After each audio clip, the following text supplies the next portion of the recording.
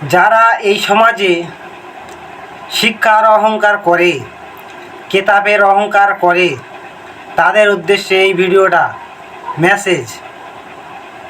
হেদায়েতের মালিক যারা কেতাব পড়েছে তাদের কাছ থেকে হেদায়েত আসে না, হেদায়েত আসে আল্লাহ পাকের কাছ থেকে। গোটা কেতাব গুলে খেলেও হেদায়েত পাওয়ার সম্ভাবনা নেই যতক্ষণ পর্যন্ত আল্লাহ হেদায়েত না মানুষকে দেবে। এই সঠিক বুঝ ধারণাটা মানুষকে যতক্ষণ পর্যন্ত না দেবে ততক্ষণ সে হেদায়েতের সন্ধান পাবে না। এটাই হচ্ছে বাস্তব।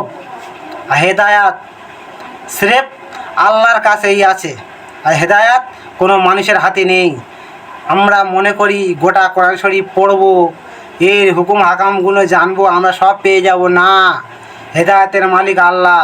ওই জন্যে আল্লাহ পাক সূরা বাকারার 26 নম্বর আয়াতে বলে দিয়েছেন, এটা দিয়ে আমি অনেককে হেদায়াত দিই, আবার অনেককে গুমরাহ করি।